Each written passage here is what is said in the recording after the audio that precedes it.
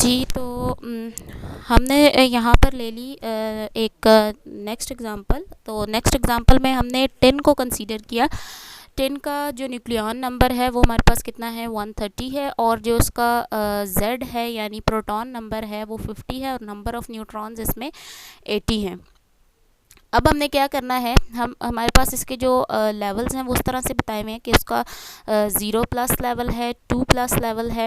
उसकी एनर्जी तकरीबन हमारे पास 1.2 MeV के इक्वल होती है, इसके राउंड अबाउट होती है। इसके बाद ये नेक्स्ट लेवल जो है इसमें बहुत सारी जो ये लेवल्स हैं ये मिक्स हुए हुए हैं।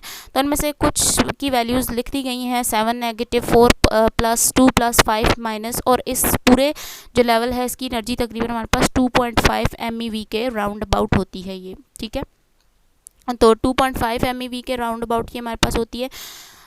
तो नेक्स्ट हम चलते हैं, अब इस एग्जांपल को एक्सप्लेन करते हैं। इसके लिए हमने क्या कर दिया, हमने इसके लिए भी इसी तरह से लेवल डायग्राम बना ली।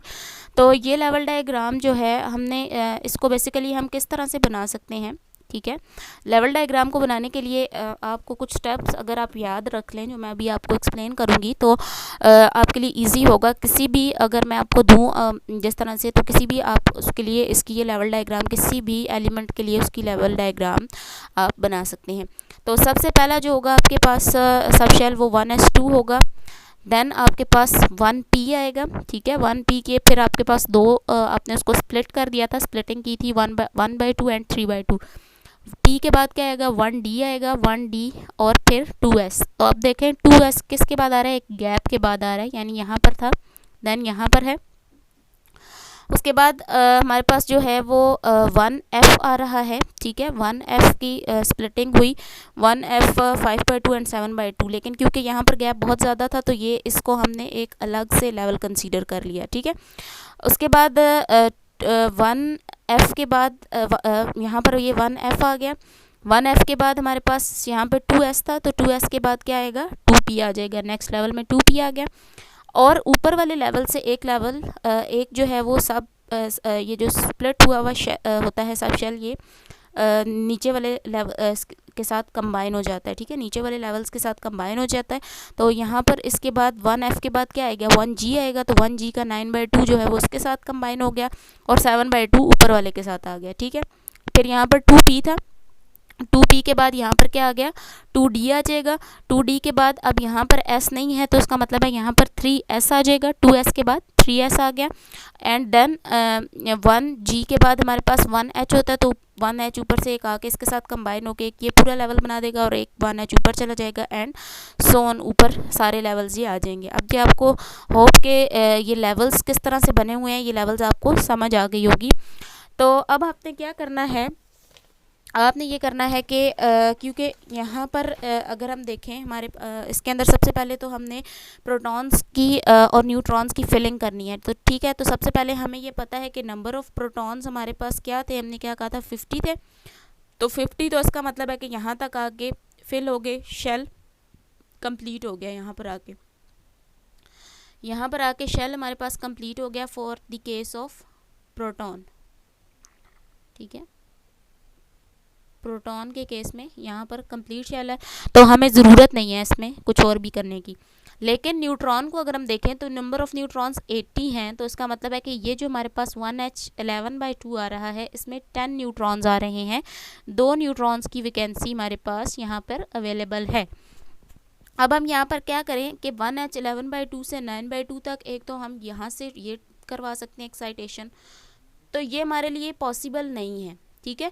ये हमारे लिए क्यों पॉसिबल नहीं है, क्योंकि ये हमारे पास एनर्जी गैप जो है वो बहुत ज़्यादा है, ये एनर्जी गैप बहुत ज़्यादा है, इसलिए हम इसको यहाँ से इधर लेकर नहीं जा सकते। क्योंकि ये जो हमारे पास एनर्जी थी वो राउंड अबाउट 2.5 MeV थी, लेकिन ये 2.5 के मुकाबले में ये एनर्जी गैप बहुत ज़्यादा है, इसलिए हम इसको अगर 2.5 तक एनर्जी देंगे भी तो ये यहाँ से इधर मूव नहीं कर सकता। तो अब हम क्या कर सकते हैं, अब हमारे पास सेकंड कंडीशन ये है कि हम या तो इस न्यूट्रॉन को उठा के यहाँ पर मूव करवा लें, इस लेवल में ले जाएं, या फिर हम इस न्यूट्रॉन को उठा के यहाँ पर ले जाएं। तो हम ये दो काम कर सकते हैं। तो अब हम क्या करें, सबसे पहली बात हम देखते हैं कि हमने यहाँ से क्या किया, 3s½ के पेयर को ब्रेक कर दिया और इस पेयर को ब्रेक करके हम किस में ले गए, 1h11/2 में ले गए।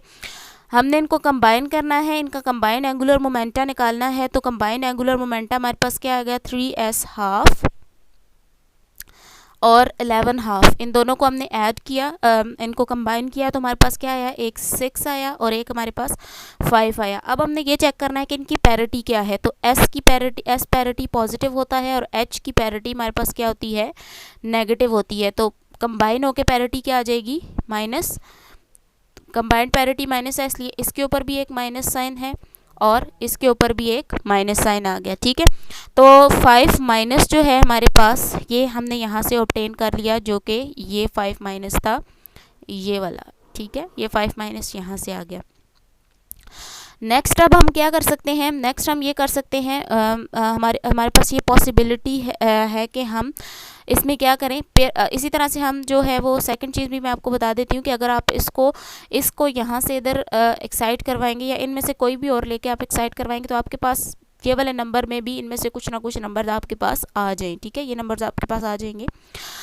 अब नेक्स्ट पॉसिबिलिटी हमारे पास ये है कि नेक्स्ट पॉसिबिलिटी में हम कर सकते हैं कि पेयर को ब्रेक कर सकते हैं, ठीक है, हम पेयर्स को ब्रेक कर सकते हैं।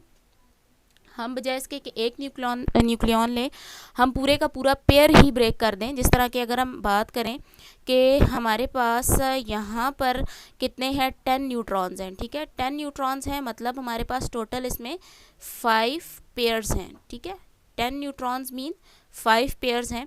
तो 5 में से एक पेयर को हम ब्रेक कर दें या एक पेयर को हम ब्रेक कर दें, ठीक है, पेयर्स को ब्रेक करेंगे तो फिर हम अगर क्या करें, दोबारा से इनको रिकम्बाइन करें, ठीक है, किसी और उसमें स्टेट में, तो हमारे पास जो फाइनल जे आएगा, हमने वो फाइनल जे कैलकुलेट करना है। तो पेयरिंग का दरअसल मतलब क्या है, पेयरिंग का मतलब यह, फॉर एग्जांपल कि अगर मैंने यही बात की कि अगर मैं एक न्यूट्रॉन पेयर लूँ 1h11/2 से, तो 5 पेयर हैं, पेयरिंग मीन कि आपके पास जो एंगुलर मोमेंटम है उनको जब आप ऐड करेंगे तो वो आपको ज़ीरो देगा, ठीक है। फॉर एग्जांपल अगर मैंने एक पेयर लिया, न्यूट्रॉन का एक पेयर लिया इस H11/2 से, तो ये भी H11/2 है, इसका भी H11/2 है, तो दोनों को जब हम कंबाइन करेंगे तो ये हमें कंबाइंड एंगुलर मोमेंटा में इनकी एक वैल्यू ज़ीरो आएगी, ठीक है।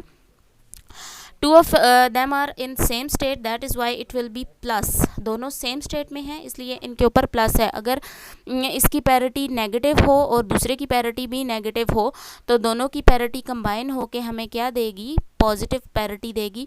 तो अगर दोनों जो है वो सेम स्टेट में होंगे तो उस केस में हमें इसकी परवाह नहीं करनी इस चीज़ की कि पैरिटी क्या होगी, तो पैरिटी ऑब्वियसली है, पैरिटी हमारे पास प्लस होगी, ठीक है, प्लस पैरिटी होगी। तो whether it will be odd L, ठीक है, तो ये ऑड एल भी हो सकता है, इवन एल भी हो सकता है, लेकिन जब ये कंबाइन होंगे तो हमें जे ज़ीरो पॉजिटिव देंगे।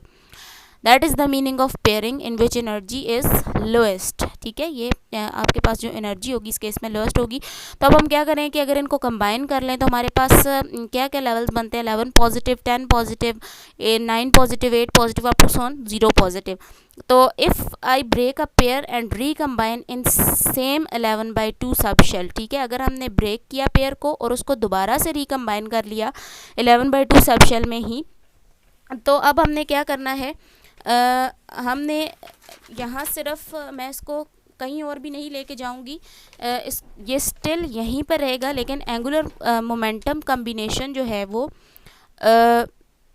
वो हमें ज़ीरो पॉजिटिव देगा, ठीक है, वो ज़ीरो पॉजिटिव नहीं देगा। हमने ये कहा था पहले, तो हमने ये केस कहा ना कि हमें ज़ीरो पॉजिटिव मिल रहा है, हम बजाय इसके कि हम इसको कहें कि ये ज़ीरो पॉजिटिव में जा रहा है, इसके बजाय हम ये कह देते हैं कि ये हमें क्या दे सकता है, ये हमें 2+ भी दे सकता है, 4+ भी दे सकता है, ठीक है।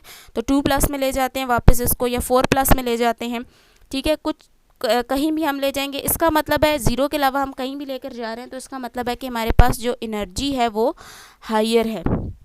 एनर्जी हायर हो गई, it will B N excited state, so that is also a possibility. ठीक है, ये हमारे पास एक और पॉसिबिलिटी आ गई। तो बेसिकली जब हम J1 और J2 को कंबाइन करते हैं, यानी हमारे पास दो एंगुलर मोमेंटम्स होते हैं और उनको हम कंबाइन करते हैं, तो बेसिकली ये क्या वैल्यूज़ देते हैं, ये हमें वैल्यूज़ देते हैं J1 plus J2 to J1 minus J2 mod और J2 माइनस J1। ठीक है, दोनों हम ले सकते हैं इसमें। अब हमारे पास एक एडिशनल फीचर आता है कि अगर हमारे पास दो न्यूट्रॉन्स हैं, ठीक है, two neutrons are sharing the same N L and J, then they are identical particles. ठीक है, अगर दो न्यूट्रॉन्स हैं वो same N L and J को शेयर कर रहे हैं, तो उसका मतलब है कि वो हमारे पास आइडेंटिकल पार्टिकल्स हैं। and these quantum numbers are already fixed, so you have to bring these identical particles in quantum mechanics। तो इसको मैं नेक्स्ट पार्ट के अंदर एक्सप्लेन करने जा रही हूँ।